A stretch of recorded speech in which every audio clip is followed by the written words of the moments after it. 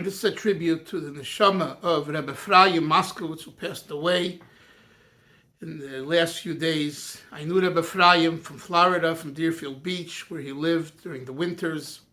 I recall when he invited him to his house, with his wife was there. He brought tea to the table and mezainis, and we were farbringing and talking, and he told me all about his rabbi, his Rav, Reb Shlomo Zalman Hecht of Chicago.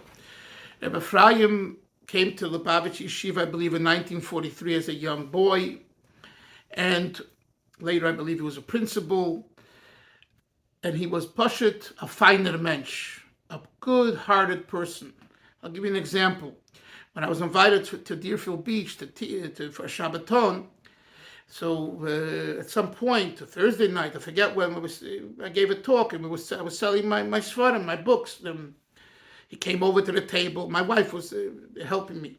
Came over to the table. He said, "How can I help you?" And he encouraged people to buy the books. And then himself, he bought books, saying he of course, he liked history, especially Chicago history. He knew it. He spoke about it.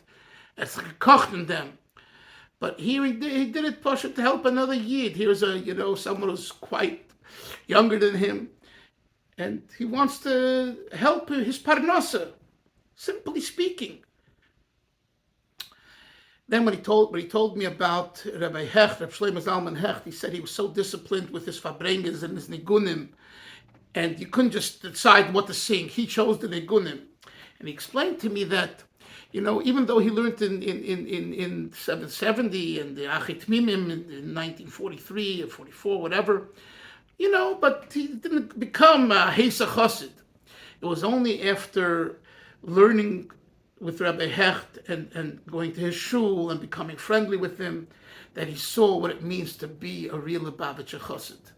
And this impacted him. I remember him sharing it with me, and I didn't know much. I knew about Rabbi Hecht, but he was the first one who gave me details from inside, living there and being there. And he said Rabbi Hecht had a lot of hard times. People opposed him with kashrus issues and various issues. He said it wasn't rosy. It wasn't.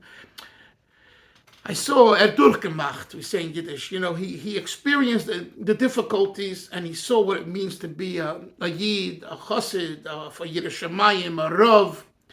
And this all made this Rabbi Chaim. Particularly his son Mendel, who's a good friend of mine, a classmate. I comfort him.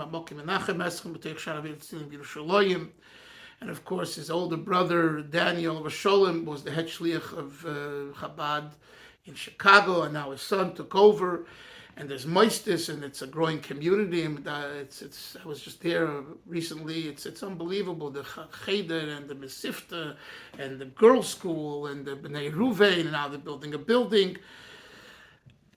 It all starts from that bittul, that humility that Ephraim Moskowitz, this Rabbi Ephraim, gave to his children.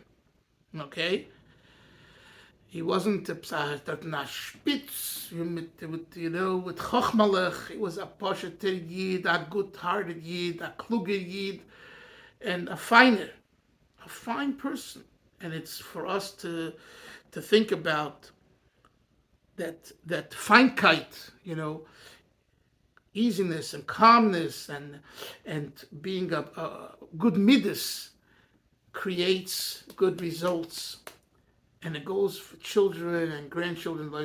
May his neshama have an aliyah of a kitzer around Sheikh Naofod, the neshama of Ephraim Moskowitz, or haben nur a licht in Gan Eden, and have tchias amesim together with all the Yidden and the Rabbeim, and be zeicha to dance in Yerushalayim, Merakodesh, Meir Meinu Beis Hamikdash. Amen.